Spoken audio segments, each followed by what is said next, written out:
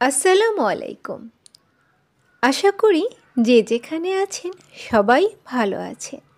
সবাইকে স্বাগতম জানাচ্ছি নতুন আরেকটি রেসিপি দেখার জন্য। এখন শীতকাল, শীত প্রায় চলেই যাচ্ছে।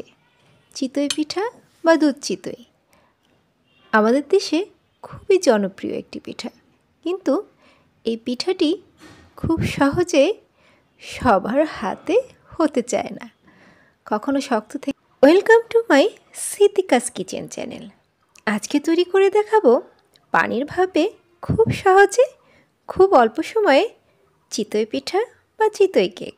নিয়ে নিলাম 1 কাপ চালের গুঁড়ো, চিনি, ভাত, বেকিং সোডা, লবণ, একটা ব্লেন্ডারের জার নিয়ে নিলাম। এর মধ্যে 2 টেবিল চামচ রান্না করা ভাত বা বেঁচে যাওয়া ভাত দিয়ে দিলাম, আর দিয়ে দেব 1 টেবিল চামচ চিনি।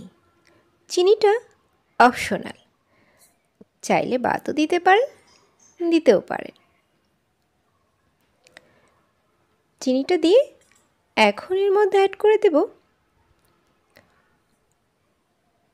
পানি। পানিটাও পরিমাণ মতো দিতে হবে। এখানে আমি 250 ml পানি নিয়েছি। পানিটা দিয়ে ভাতটা আমি একদম ফাইন পেস্ট তৈরি করে নেব। দেখুন, ভাত আর পানির পেস্টটা তৈরি হয়ে গেছে। এখন বাকি উপকরণগুলো এর মধ্যে অ্যাড করে দেব। এখন এর মধ্যে অ্যাড করে দেব শুকনো চালের গুঁড়ি। ফ্রিজে থাকা হোক বা একদম বাজারের কেনা শুকনো চালের গুঁড়ি হোক, যে কোনো একটা চালের গুঁড়ি হলেই হবে। চালের গুঁড়িটা অ্যাড করে খুব ভালো করে মিশিয়ে নিতে হবে।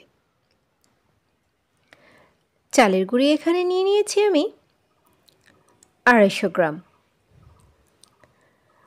চালের গুঁড়িটা মিশানো হয়ে গেছে। এখন এর মধ্যে অ্যাড করে দেব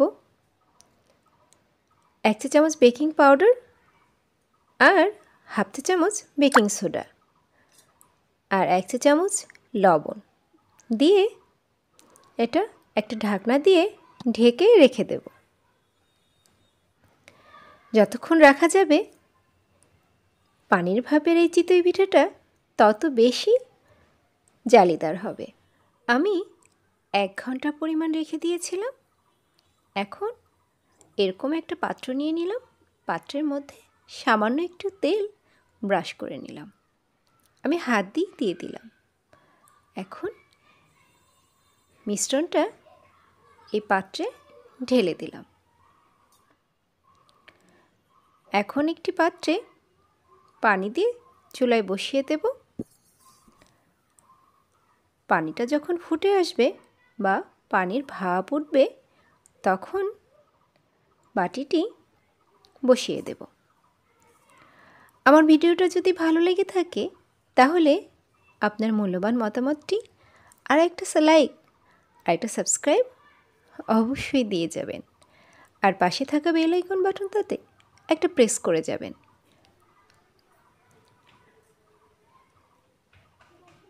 আমি বাটিটি চুলায় বসিয়ে দিলাম। এখন আরেকটু নেড়ে তারপর ঢাকনা দিয়ে ঢেকে দেব। এটা হতে 30 মিনিট সময় লাগবে। 30 মিনিটের মধ্যেই পিঠাটি তৈরি হয়ে যাবে। দেখুন, পিঠাটি আমার তৈরি হয়ে গেছে। পিঠাটি আলহামদুলিল্লাহ বেশ জালিদার হয়েছে। যারা নতুন কিংবা যাদের পিঠা শক্ত হয়ে যায়, তারা চাইলে ঠিক এভাবে পানির ভাপে চিতই পিঠা তৈরি করে নিতে পারেন আর সবাইকে তাক লাগিয়ে দিতে পারেন। দেখুন, যেমন নরম তেমনি খেতেও ভীষণ মজার।